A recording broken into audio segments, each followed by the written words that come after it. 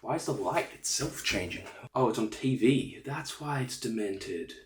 Once again, I'm always getting ideas from videos that I'm watching, and this time it comes from the same Aussie guy I mentioned in my last video. He made a really good point that sparked up a whole nother topic of discussion in my head. Because obviously, right, you have Trump now appointing his cabinet of a range of wildly unqualified people. But really the point of this discussion is around the contradictory nature of his supposed supporters and cabinet, in that they have completely different objectives that require absolutely contradictory ways to get there.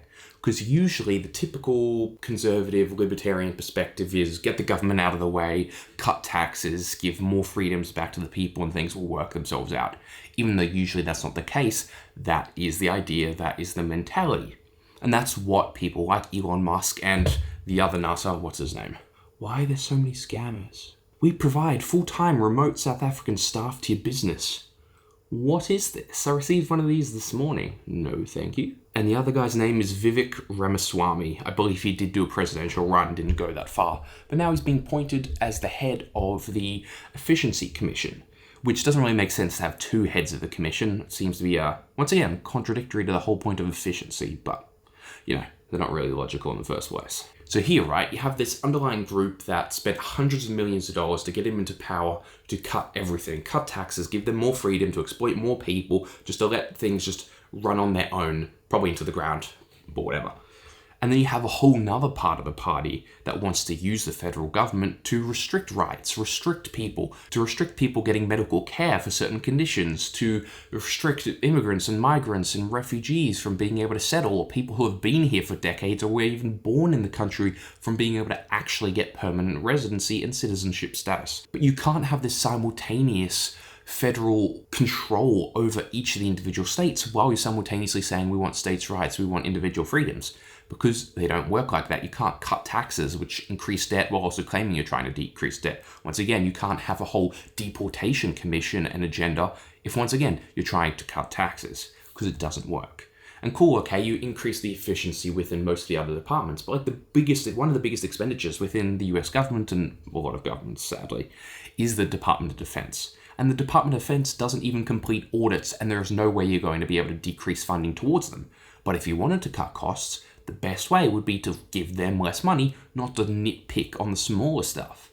It's like if you're trying to find ways to free yourself up more time in your day-to-day life, you're not going to be like, how can I cook my 2-minute noodles in a minute and a half? You're going to be like, what's an activity that I don't need to do myself that I can outsource or I can just eliminate completely? Because that's the easiest way to free yourself some extra capital. In our case, time, or in their case, financial. Not trying to pick it away at, what was his strategy?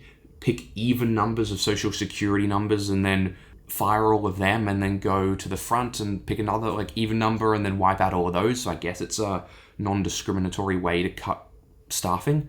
But if you just arbitrarily cut staffing, then you create other issues. There's a reason that the US just hired a swab of new IRS agents, because they need to be able to catch people who are trying to dodge their taxes and be able to grab that money that they were otherwise losing that they couldn't use for things like infrastructure or humanitarian services. And this leads on to a bigger discussion about the whole left and right, conservative, progressive, mostly, that is completely meaningless and means absolutely nothing, as evident from what we just discussed.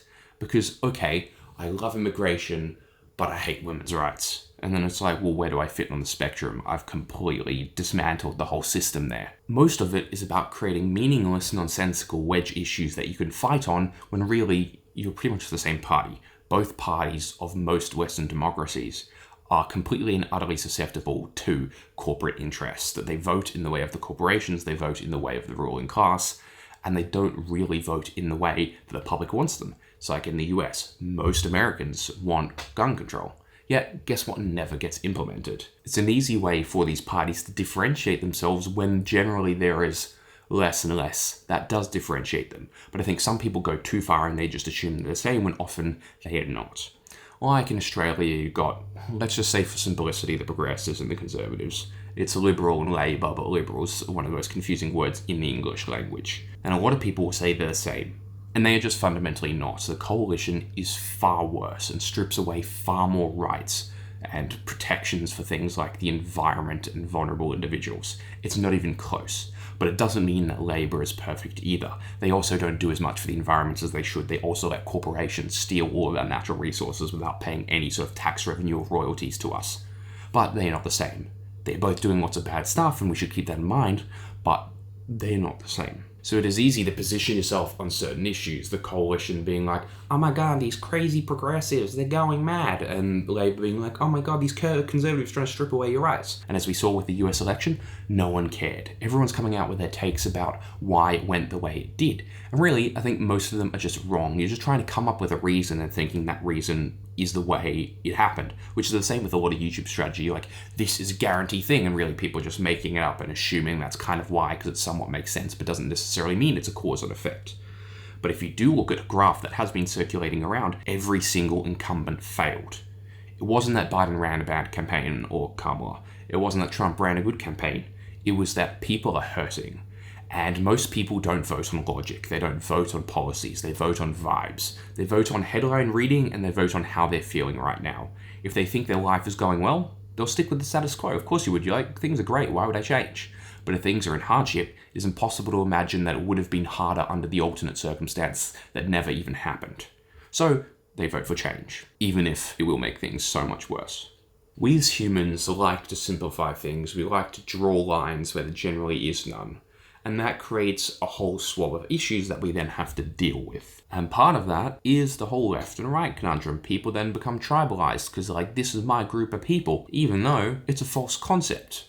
I was just watching Johnny Harris's recent video, who's a phenomenal ex-Fox journalist, and he made a great point about the fact of nation states, where we have drawn lines around our countries, that really that concept didn't exist at all, really, pre-Napoleon, and even then it wasn't until the 1900s, 20th century, where it started becoming more codified because countries meticulously and forcibly tried to enforce these sort of boundaries because it made it easier to control. Whether it be forcing their languages to be taught in schools, even though most people in the country didn't speak that language, or whether it be things like conscriptions into militaries, it just wasn't a thing that really mattered, yet we just assume now that's the way it's always been. So we have to be careful that we don't buy into this rhetoric that is thrown towards us. That are you conservative? Are you progressive? Are you right? Are you left?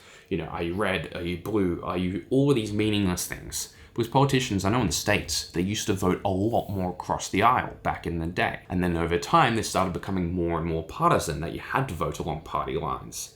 And it was the same in Australia. It's like the Labour representative voted in support of Palestine, and guess what? I think she officially stood down rather than got forcibly removed, but I'm sure there was pressure for her to go because she decided not to vote along party lines. And this means, are you really representing your constituents' interests, or just whoever is leading that party in particular, and of course, whoever is funding that? What's great is you have countries like Singapore that just have a zero tolerance to corruption. They pay their politicians a lot, but that's under the condition that you absolutely not take any benefits or take any gifts. And it seems to work. It's like another example, if you look at the Republican base, a lot of that is evangelical Christians. Yet the current leader of their party is about as opposite to a true religious Catholic Christian as you could possibly ever have.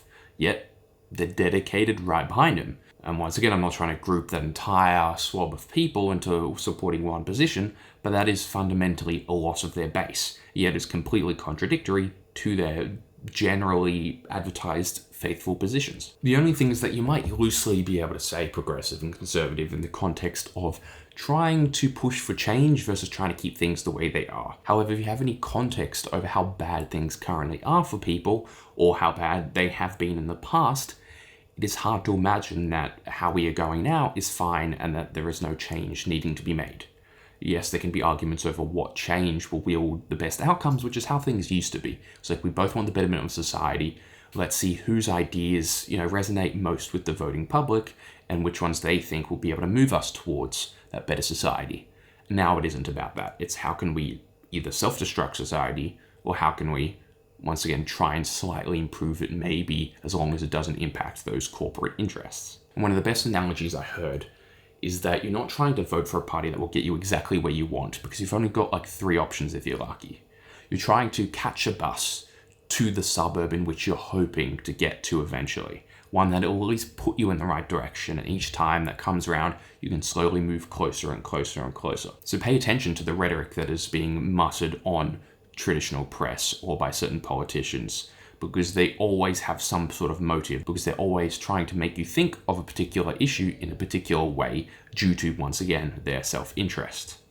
So pay attention to that, why they're saying what they're saying. Are they coming from a particular angle and conveniently phrasing things in a certain way to make you think of one side as the enemy or one side as the helpless victim? So next time you're at the polling booth, you can make sure you vote in the person who actually represents your beliefs and will bring society to the place you hope it can be. And you can try, kind of helplessly, but at least a bit, engage with media that actually, once again, wants to rebuild the actual for the state, trying to stabilize democracy, rather than the Murdoch press and others that very much play into their own and their politicians' hands with, once again, the rhetoric and the positions that they take. But still be hopeful. The world's in some ways getting better, in some ways taking a step backward. But what's the alternative? Sit back and let it crumble, let it burn? We've got to make moves. So good luck, and feel free to leave any other examples that I may have missed down in the comments, and I will see you tomorrow.